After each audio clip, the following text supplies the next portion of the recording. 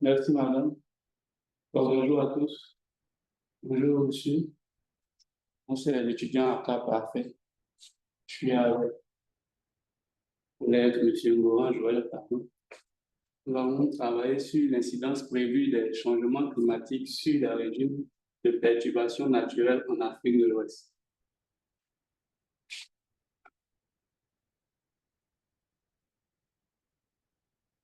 Voici ainsi présenté notre plan de travail, solution, contexte et justification du sujet, objectif de l'étude en vue, grande analyse de l'état actuel de la situation en Afrique de l'Ouest, grand A état des connaissances sur les perturbations naturelles en Afrique de l'Ouest, évolution climatique et tendances futures en Afrique de l'Ouest, l'impact du changement climatique sur les régimes de perturbations naturelles en Afrique de l'Ouest, effet du changement climatique, incidence sur les écosystèmes et la biodiversité en Afrique de l'Ouest, conséquences socio-économiques, mesures d'adaptation face au changement climatique. Et on a aussi une mesure d'adaptation existante en Afrique de l'Ouest, évaluation de l'efficacité des mesures d'adaptation existantes, recommandations pour des mesures d'adaptation efficaces, conclusions et nos recherches bibliographiques. En introduction, l'Afrique de l'Ouest est une région riche en biodiversité et ses ressources naturelles avec une forte dépendance des populations locales vis-à-vis de la nature pour leur subsistance. Cependant, cette région est également l'une des plus vulnérables au changement climatique avec des prévisions de réchauffement plus élevées que la moyenne mondiale. Une variété accrue du climat et une augmentation des événements climatiques extrêmes. Ce changement climatique peut perturber les régimes de perturbation naturelle, tels que les feux de brousse, les inondations, les tempêtes et les sécheresses, qui sont des éléments du fonctionnement des écosystèmes de la région. Cette perturbation aura des conséquences significatives sur la biodiversité, notamment l'agriculture, l'économie et la santé humaine de la région. Dans cette étude, nous allons examiner les indices prévus du changement climatique sur le régime de perturbations naturelles en Afrique de l'Ouest et discuter des mesures d'adaptation possibles pour réduire les impacts négatifs sur les populations locales et l'environnement. Le contexte et justification du sujet. L'Afrique de l'Ouest est une région vulnérable au changement climatique. Selon le rapport du groupe d'experts intergouvernemental sur l'évolution du climat, le GIEC, la température de l'Afrique de l'Ouest a augmenté de 0,5 degrés Celsius en moyenne depuis 1970. Et cette tendance devrait se poursuivre dans les années à venir, avec des projections de température qui dépassent largement la moyenne mondiale. Le changement climatique a également entraîné une variabilité accrue du climat, avec des cycles plus fréquents et plus intenses de sécheresse et d'inondations, ainsi que des tempêtes et des événements climatiques extrêmes plus fréquents. Ces changements climatiques ont des répercussions sur les régimes de perturbations naturelles tels que les feux de brousse, les feux de forêt, les inondations.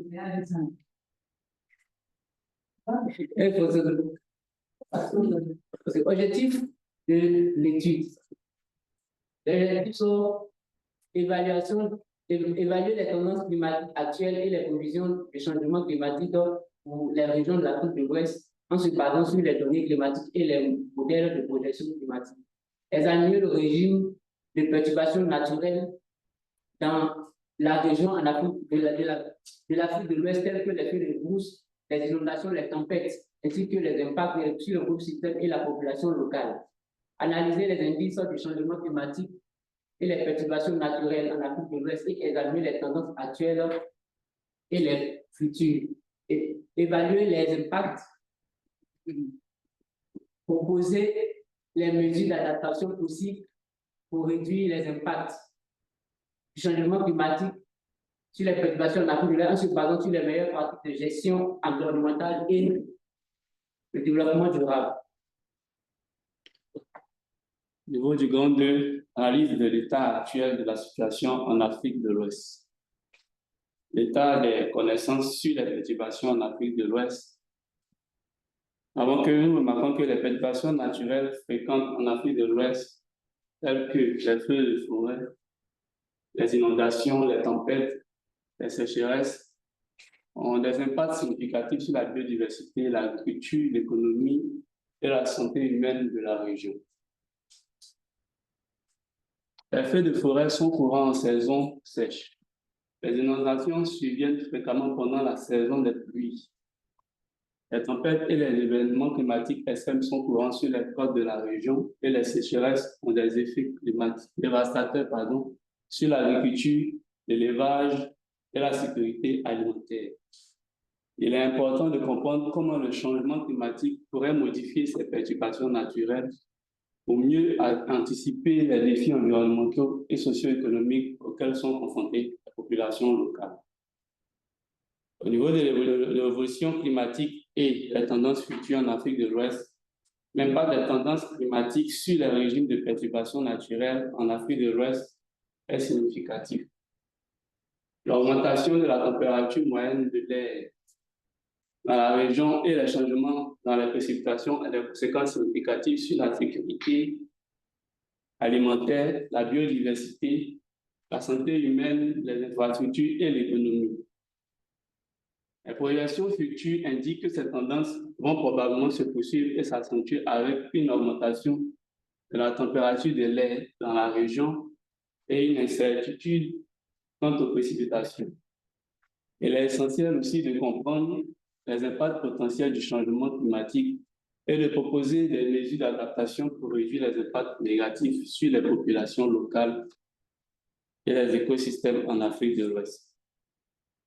Donc, quand nous voyons sur ce schéma, nous voyons l'évolution de la température en Afrique. Et nous voyons que d'ici de 1980 à 2000, l'augmentation de la température vraiment est très augmentée.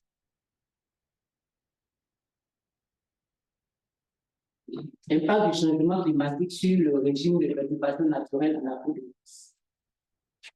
Effet du changement climatique sur le régime de perturbation.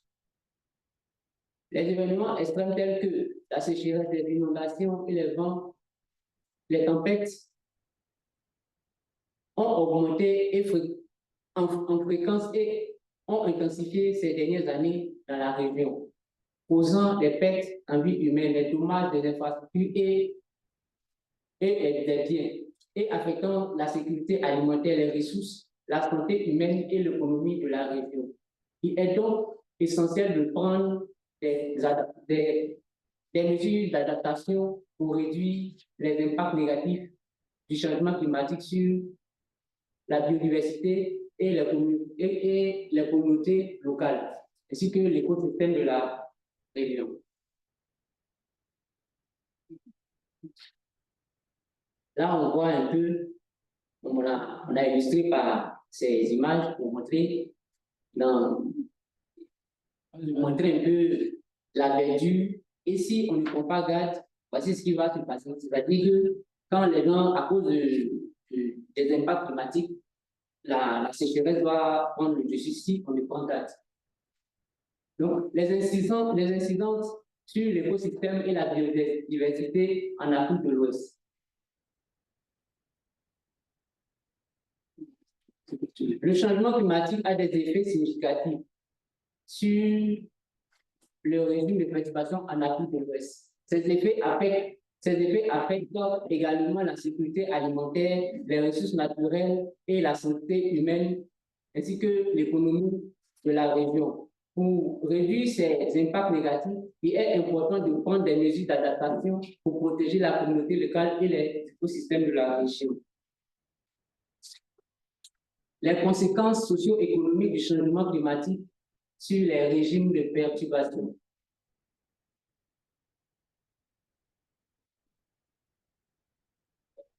On dit les perturbations naturelles ont également des effets sur les infrastructures et les services produits publics, tels que la disponibilité de l'eau potable, l'électricité et les services de santé. Enfin, les perturbations peuvent avoir des effets indirects sur l'économie de la région avec une diminution du niveau du revenu des ménages et une augmentation de la pauvreté. Ici, pour illustrer, vous voyez une inondation qui fait que la population vient de se déplacer, c'est-à-dire la population était sur sa terre, mais à cause des intempéries, elle se déplace pour aller ailleurs. Nous disons que les mesures d'adaptation face au changement climatique. Les mesures d'adaptation existantes en Afrique de l'Ouest, nous avons ici des mesures d'adaptation face aux conséquences du changement climatique en Afrique de l'Ouest. Ces mesures comprennent l'amélioration des pratiques agricoles, la promotion de la technologie appropriée, la gestion des ressources naturelles, le renforcement des infrastructures et l'amélioration de la planification urbaine. Ces mesures sont souvent mises en place par les gouvernements locaux et les organisations de la société civile, mais leur mise en œuvre à grande échelle nécessite des financements et des investissements importants. Il est important de continuer à investir dans ces mesures pour renforcer la résilience des communautés locales face aux perturbations climatiques en Afrique de l'Ouest. Au niveau de l'évaluation de l'efficacité des mesures d'adaptation existantes, l'importance de cette évaluation-là, nous voyons aussi la résilience des communautés, les écosystèmes face aux perturbations climatiques. Cette évaluation peut être réalisée en utilisant plusieurs indicateurs, mais elle est souvent difficile en raison de la complexité des systèmes écologiques, sociaux et économiques. Malgré cela, certaines études ont montré que l'adoption des pratiques agricoles durables et des programmes de gestion des ressources naturelles ont contribué à réduire la vulnérabilité des agriculteurs et à protéger les écosystèmes et la biodiversité de la région. Pour améliorer l'efficacité des mesures d'adaptation, il est nécessaire de renforcer la participation des communautés locales et de fournir des ressources adéquates pour leur mise en œuvre à grande échelle, tout en surveillant régulièrement leur efficacité. C'est les recommandations pour des mesures d'adaptation efficaces. Il faut des recommandations pour des mesures d'adaptation efficaces face aux perturbations naturelles en Afrique de l'Ouest, telles que renforcer les capacités locales, mettre en place des systèmes d'alerte précoce, promouvoir des pratiques agricoles adaptatives, encourager la diversification économique et investir dans la recherche et le développement. Ces recommandations peuvent aider les populations locales à se préparer et à réduire les impacts négatifs et les perturbations naturelles. Nous voyons ici deux images qui présentent le reboisement des régions et le système goutte à goutte pour l'agriculture.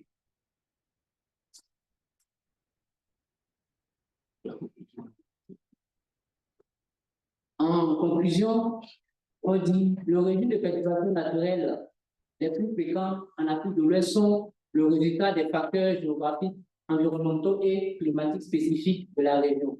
Cependant, avec le changement climatique en cours, ces régimes sont susceptibles d'être influencés par les événements extrêmes plus fréquents et plus intenses. Pour faire face à ces défis, les gouvernements, les communautés et les organisations doivent travailler ensemble pour développer des stratégies d'adaptation et de résilience qui permettent de minimiser les effets négatifs sur la population locale et les écosystèmes environnants. En fin de compte, il est essentiel de s'adapter aux causes profondes du changement climatique afin de réduire l'impact des perturbations naturelles en Afrique de l'Ouest et d'assurer un avenir plus durable pour la région. Et ainsi, pour enfin notre exposé, voici présenter ici recherche bibliographique.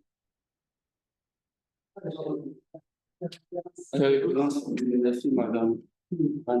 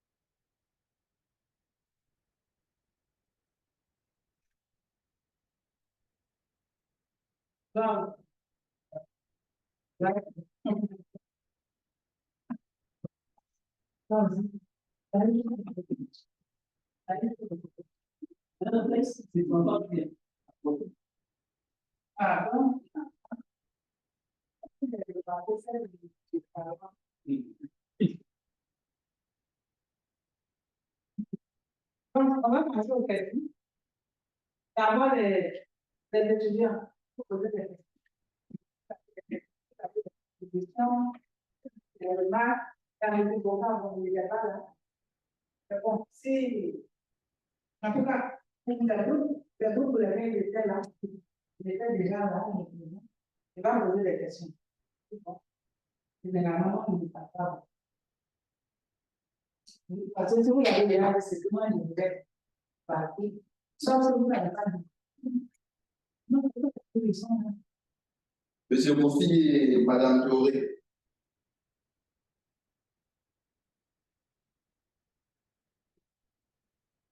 Oui, nous sommes là. Oui, nous sommes là. Ok, on va passer à la séance de questions. Donc, vos camarades de classe, vous vous poser des questions, aussi bien ceux qui sont en ligne que ceux qui sont en présentiel. Donc, Madame, qui est Monsieur Jossi, si vous avez des questions, on va vous prendre d'abord avant que ceux qui sont en présentiel. Si vous avez des questions par rapport à l'exposé sur maintenant, le tout système. Si vous n'avez pas de questions, on va passer à l'année et bon, après, on va revenir à vous. Alors, Oui. Madame, c'est Fatmata. Oui. J'ai une question.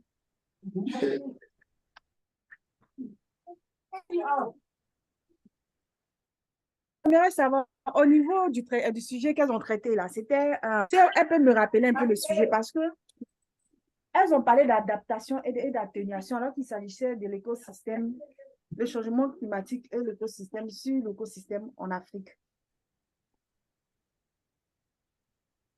Alors, j'ai changement climatique sur les écosystèmes forestiers en Afrique de l'Ouest.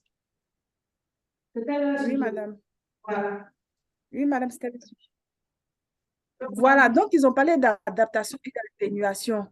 Voilà. En quoi est-ce que l'adaptation et l'atténuation vient par rapport au sujet normalement là, c'était de voir, comment dirais-je, les effets du changement climatique sur l'écosystème en Afrique, si je ne me trompe pas. Mais en quoi est-ce que l'atténuation et l'adaptation est une chose figure dans leur exposé? Parce que je comprends, je n'ai pas trop compris cette partie-là. OK. Voilà, vous répondez. Merci, Madame Ki. Oui, merci, Madame Ki. Il faut dire qu'effectivement, notre sujet était sur les incidences du changement climatique sur les forestiers. Mais il faut dire qu'on ne peut pas parler de conséquences sans parler de solutions. Raison pour laquelle on a énuméré quelques solutions pour pouvoir remédier à cela. Si M. Kofi a quelque chose à ajouter, il pourra ajouter. Oui, effectivement, comme tu l'as dit, on a parlé des causes, ensuite des conséquences. Maintenant, il faut chercher maintenant des solutions. Voilà, quand nous avons parlé d'adaptation et puis d'atténuation.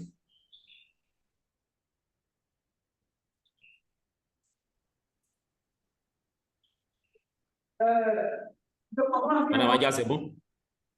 Ok, merci. Voilà. Oui, je comprends bien vos réponses. Mais même moi-même, ça, c'est une de mes questions. En fait, ça a été trop développé. Ça a été trop développé. Ne pas. On vous entend un peu trop loin. Oui, mais parce que je suis loin. Déjà que ça a été trop développé, ça a été trop développé la partie. On aurait cru même que c'est une salle de vote exposée portée. Moi, je n'ai pas su ça de vote exposée portée. Et donc, je vais laisser les autres parler. Je ne vais pas déjà trop loin. Je vais acheter le point d'abord. Donc, s'il y a une autre question à lire, on va la prendre. Et puis, on va passer aux questions en présentiel. Est-ce que M. Joshi a une question? Non? Bon. Donc, vous avez la parole, ça M. Yaoun.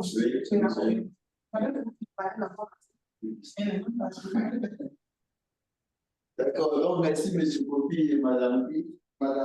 C'est ça. Madame Doré, merci.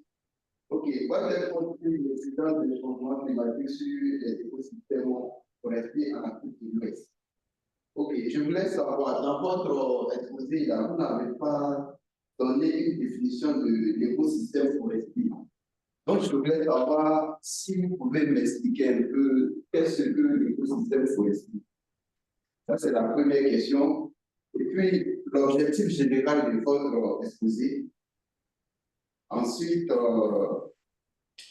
vous avez parlé des causes et autres. Maintenant, en Côte d'Ivoire, est-ce que vous pouvez quantifier ces trucs-là,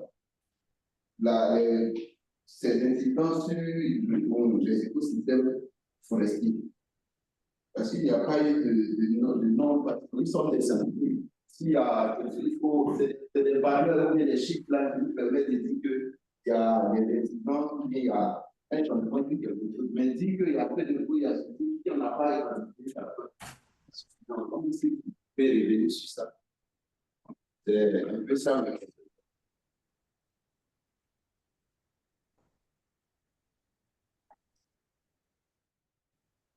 Monsieur Eman Yao, c'est ça? C'est Eman Yao. Allô? Allô? Non, monsieur Eman Yao voulait savoir la définition du système, de l'écosystème, c'est ça? L'écosystème forestier, c'est quoi? Mais l'écosystème, c'est un ensemble dynamique hein, d'organes vivants. Oui. C'est bon?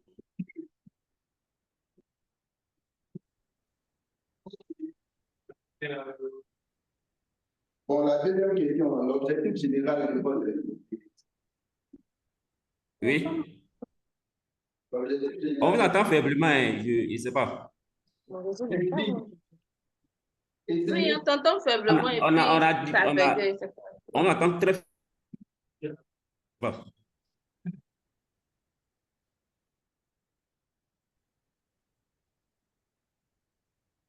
Allô? Allô? Oui. Voilà. Tout à l'heure, là, il y a madame. Oui, allô, oui. Oui, il y a madame qui a parlé de mesures d'atténuation. À ma connaissance, c'est parce que vous n'avez pas donné d'objectif, vous n'avez pas cadré votre exposé, raison pour laquelle vous êtes parti peut-être sur ce point-là. Donc, je voulais savoir quel est l'objectif général de votre exposé.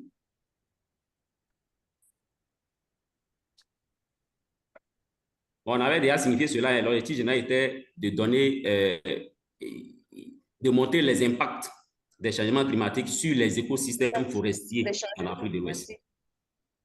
L'Afrique de l'Ouest. C'était la question centrale, ça. OK.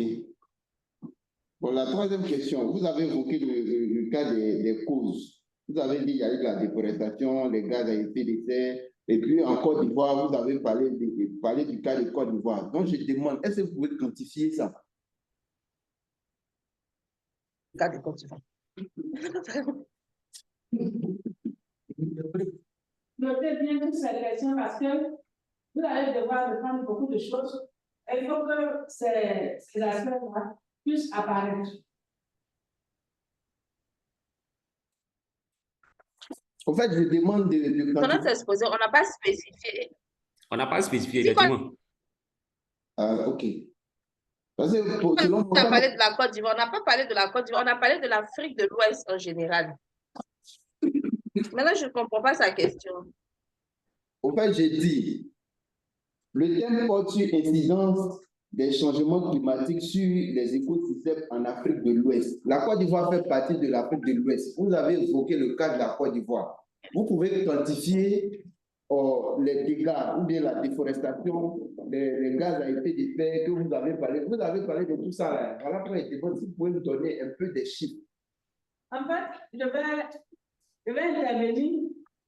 Ce qu'il veut, c'est que vous venez, on est en master 2, et vous travaillez sur les incidences des changements climatiques sur les écosystèmes forestiers. Et il n'y a pas de chiffres, en fait. Je vais parler de façon générale. Et puis, bon, je ne veux pas parler avant tout le monde. Et donc, quand même, il y a des études qui ont été faites, quelques études qui montrent une certaine évolution de ces écosystèmes. D'accord. Et donc, vous devez faire ressortir ça dans votre exposé. C'est ce qu'il veut dire. Ah, c'est compris, madame, OK.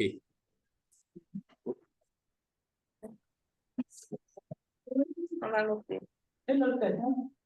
C'est bien noté, madame.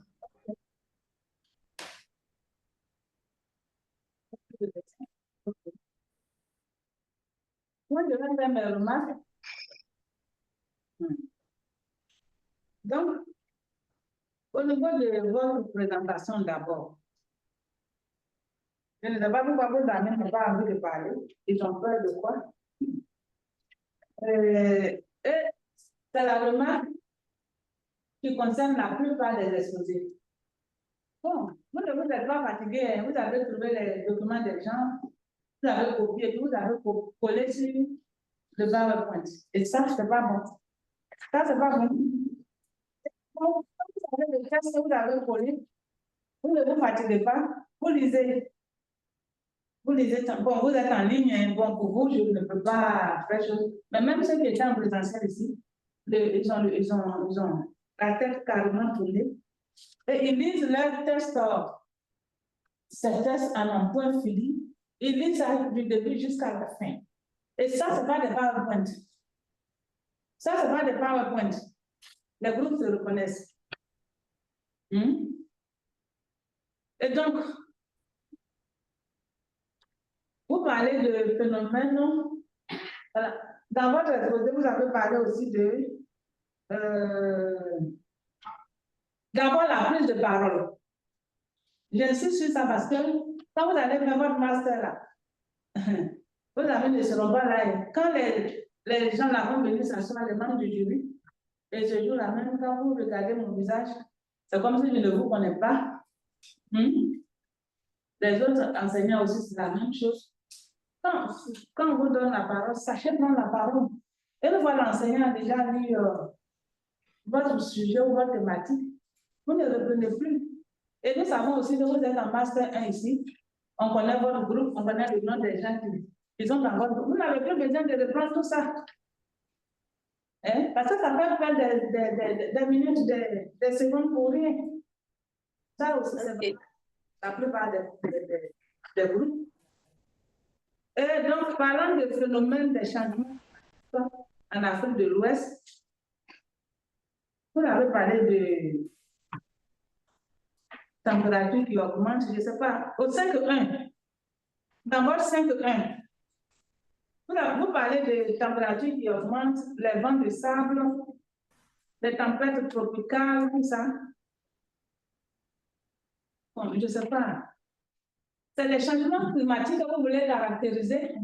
C'est les caractéristiques des changements climatiques que vous voulez montrer là ou bien c'est parce que vous avez dit phénomène. Quand vous dites phénomène des changements climatiques en Afrique de l'Ouest, je ne sais pas. Est-ce que c'est les caractéristiques du changement climatique que vous voulez faire ressortir ou bien qu'est-ce que vous voulez faire ressortir là, au niveau du 5.1? Madame, en fait, ce sont les caractéristiques. Au lieu des phénomènes, c'est caractéristiques, effectivement. Et vous avez parlé aussi de culture non durable qui dégrade la qualité du sol. Bon, est-ce que vous pouvez nous donner quelques exemples? Quelques exemples de ces cultures-là.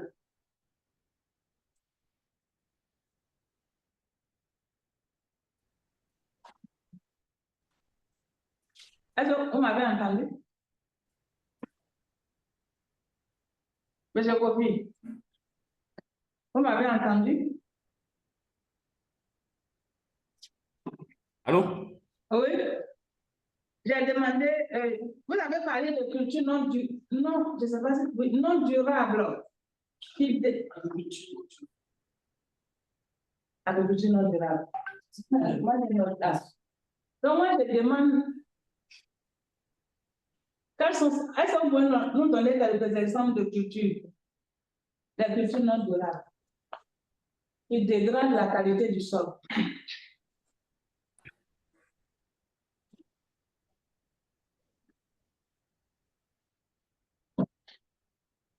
OK, on va avancer. Oui. Madame Dioré, vous avez quelque chose à donner comme exemple? Je viens, ma batterie. Je suis un peu les choses. Hein?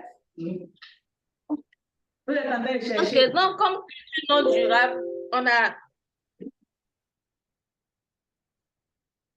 la pratique des cultures sur brûlées. On a des cultures qui se font, par exemple, quand on prend la culture du riz, on peut cultiver le riz sur le même espace d'année, par exemple. Si la dégradation du sol. Non, mais c'est mal formulé. Ce n'est pas la culture qui est, je ne sais pas, c'est la pratique culturelle, la technique culturelle qui est le problème. Ce n'est pas la culture qui est le problème. Si vous faites le riz aujourd'hui, 2 mois encore, vous faites le riz, et le sol ne se repose pas, quelle que soit la culture que vous faites dessus, le sol va se dégrader. Donc, revoyez cette partie-là. D'accord. Et on arrive à ce qui nous intéresse, ce que vous avez appelé impact sur les écosystèmes, impact du changement climatique. Sincèrement, je suis découragée. Je suis découragée. Vous n'êtes pas découragée. Vous avez fait un exposé de combien de diapos, et puis même la partie qui doit nous intéresser ne fait même pas une diapo. Je ne sais pas comment vous avez vu ça. Donc, vous passez à longtemps. Madame, on a fait 2 travaux. On a fait une présentation et puis le travail proprement dit est là. Pour éviter de faire la lecture, raison pour laquelle on a résumé. Je dis, ce que vous dites là ne tient pas. Sinon, le travail était bien développé en Word. Présenté à la diapo, peut-être 3, 4, 5, jusqu'à ce qu'on arrive aux impacts là. Vous avez développé les impacts au lieu d'aller développer n'importe quoi. Vous avez développé n'importe quoi. Et vous avez laissé les impacts. Et vous êtes venu développer. cette affaire d'adaptation. Ce n'est pas ça qui nous intéresse, on s'en fout de ça. D'accord? Oui, madame, on va tenir compte de tout ça, D'accord, on a madame. compris. Développer Voilà. les impacts des changements climatiques sur les écosystèmes forestiers. Vous avez 6. Si vous voulez que votre note monte, vous devez travailler. D'accord? Est-ce que vous avez entendu? Monsieur Gobi. Madame Doré. Oui, madame. Je dis que vous avez 6. 6 sur 20. Vous devez développer la partie qui s'intéresse, oui. Et envoyer ça sous forme de PowerPoint pour que votre note puisse augmenter. C'est compris, madame. Ok, madame. Et dans ce que vous avez présenté aujourd'hui, il n'y a pas d'illustration. Aucune illustration. Et ça, ce n'est pas normal. L'animation aussi, souvent, la plupart d'entre vous, c'est des animations non scientifiques que vous avez faites. Il y a des animations scientifiques. Et puis, il y a des animations de je vais impacter mes amis, les camarades. Vous voyez, non? Voilà. Et donc, ça va, si je ne vous faites pas ces remarques-là, vous voyez, le changement climatique, là, c'est dense. Et donc, c'est pour ça qu'on essaie de circonscrire les sujets pour vous donner. Et donc, quand on veut mettre l'accent sur les impacts des changements climatiques sur les écosystèmes forestiers, il faut qu'on sente ça. Parce que quand vous quittez ici, vous allez en entreprise. Et quand vous allez en entreprise, ce n'est pas les généralités que les gens vont vous demander. Les gens vont vous demander les choses solides. Vous parlez comme un monsieur qui parle de nourriture solide. Vous voyez? Voilà. Donc, je vous demande de corriger. Et puis, dans une semaine, le chef, vous allez envoyer ça au chef, au délégué de CDD, il va m'envoyer, il va réceptionner tous ceux qui auront des remarques de correction en fait, généralement, c'est tout le monde. Puis bon, il va me balancer ça. D'accord? Je vous remercie. C'est compris, madame. On va passer au D'accord, madame. Merci beaucoup. On passe au deuxième groupe. Madame Ki, Fatoumata et Monsieur Jossi. Madame Dioré et Monsieur Kofi, si vous avez des questions pour ce groupe qui vient, vous pouvez les poser. Ok, merci. Une question. Je veux savoir quelles sont les maladies les plus susceptibles de se propager. Attendez, on va savoir s'ils sont toujours en ligne. Madame Fatoumata, vous êtes en ligne? Oui, madame, je suis en ligne. Et Monsieur Jossi? Oui, oui, je suis en ligne. On commence la série de questions avec vous. Il y a Madame Dioré qui va poser une question maintenant. Madame Dioré, vous avez la parole. Oui, donc, madame, je disais, je ne sais pas si mon réseau balançait, mais je n'ai pas entendu cette partie-là. Quelles sont les maladies susceptibles de se propager en raison du changement climatique? On ne vous a pas bien entendu. J'ai dit, allô, on m'entend? On vous entend. Allô? Oui, allez-y. Quelles sont les maladies les plus susceptibles de se propager en raison du changement climatique en Afrique de l'Ouest? Susceptible de se propager où? En Afrique de l'Ouest, en raison du changement climatique. Ah, ok. Merci, Papa. Alors, Oui. je réponds à la question. À la question de savoir les maladies susceptibles de se propager en Afrique de l'Ouest, d'abord, nous avons les maladies au niveau des, comment dire, des vagues de chaleur qui sont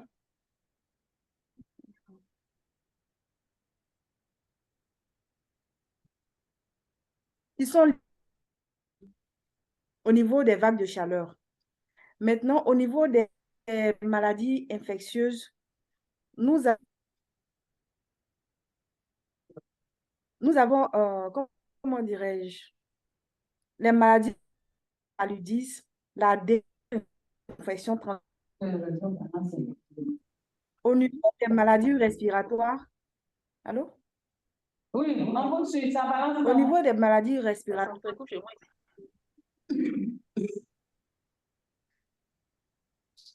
allô, ça s'entrecoupe? Et chez Oui, moi vous aussi, n'entendez pas? ça s'entrecoupe, je n'entends pas bien.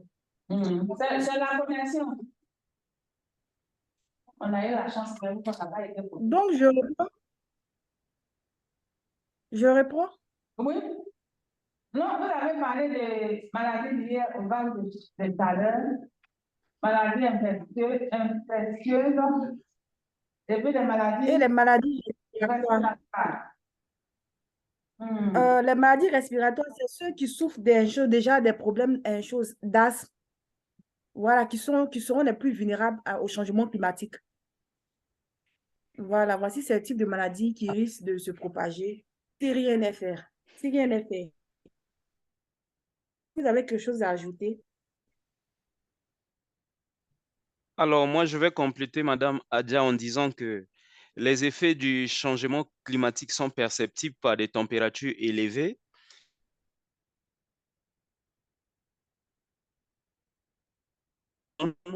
Et le fait que l'augmentation des concentrations des gaz à effet de serre peuvent endommager les tissus pulmonaires, donc en causant des complications pour des personnes qui souffrent des maladies asthmatiques et des personnes aussi souffrant d'autres pathologies respiratoires.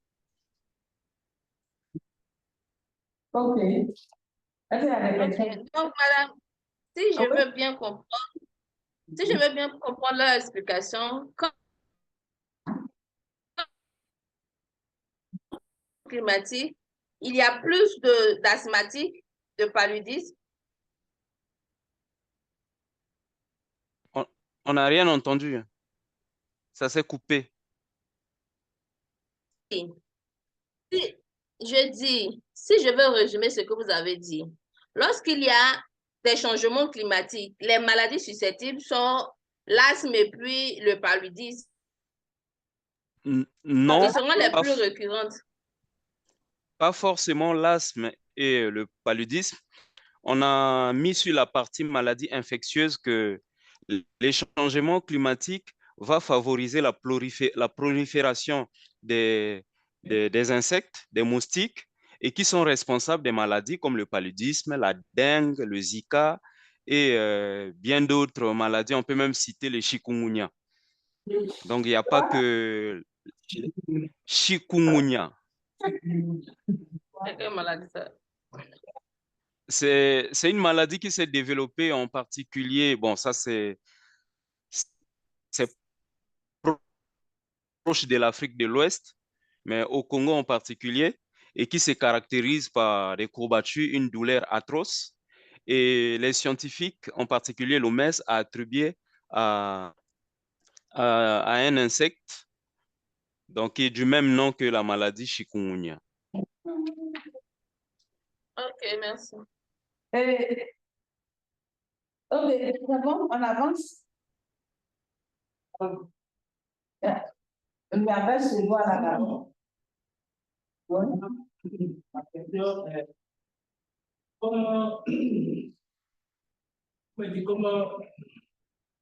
le changement climatique peut influencer la prolifération des maladies infectieuses telles que le palu et la dengue? Je veux savoir plus précisément comment le réchauffement climatique peut influencer la prolifération des maladies infectieuses telles que la dengue. Monsieur Jossy et Madame Fatmata, vous avez entendu la question? Vous avez entendu la question? Oui, on a entendu. Oui, on a entendu. La question, c'est que si j'ai bien entendu, vous voulez savoir comment est-ce que le changement climatique peut favoriser la prolifération. Ouais, peut influencer C'est bien cela. la prolifération des maladies. Dès que le paludisme l'atteint, plus précisément. D'accord. Plus précisément, le paludisme. Alors, aujourd'hui, dans notre présentation, on a noté que il y a certes la décroissance des précipitations dans la zone Afrique de l'Ouest, mais cette décroissance n'exclut pas les présences des précipitations. Et la distribution de la précipitation, elle est faite de manière aléatoire. Et il y a des plus fortes pluies qui se manifestent par des inondations dans la zone Afrique de l'Ouest. Et vous êtes bien d'accord avec moi que quand il y a inondation, c'est suivi généralement des mares d'eau ici et là. Et quand on parle de mares d'eau, il y a développement des moustiques. Et d'autre part, il y a aussi la sécheresse qui peut faire à ce que les moustiques puissent chercher à migrer pour trouver une zone favorable où ils vont se développer, de telle sorte que ils puissent transmettre la maladie. C'est dans ce sens qu'on parle de la prolifération des moustiques. Mais quand vous étiez en train de faire l'exposé, pourquoi vous n'avez pas pensé à parler de toutes ces choses-là? Ou bien vous voulez que nous-mêmes, comment on dit ça? On réfléchit, on imagine. C'est ça?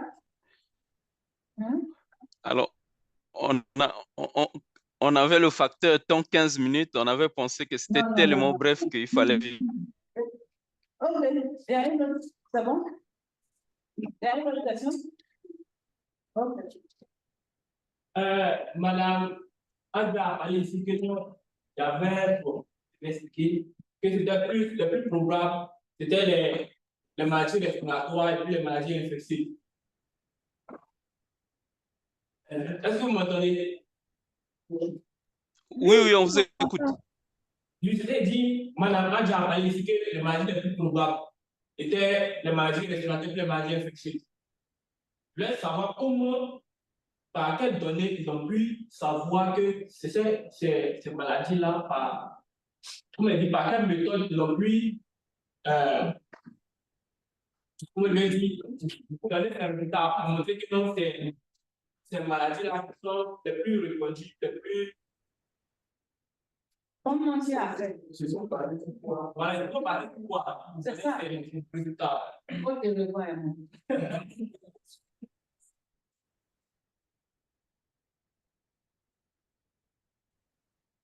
C'est-à-dire, Allô? ils sont basés sur quoi pour faire cette affirmation? La source. Oui, on vous écoute, monsieur. Sachant que notre travail est un travail bibliographique, nous avons, nos recherches se sont basées essentiellement sur les sites officiels, comme étant le site de l'OMS, Internet, je vous l'ai dit, le site du système des Nations Unies, et il y a un site qui s'appelle Géo, qui nous a fourni un certain nombre, nous ont permis donc de pouvoir présentation.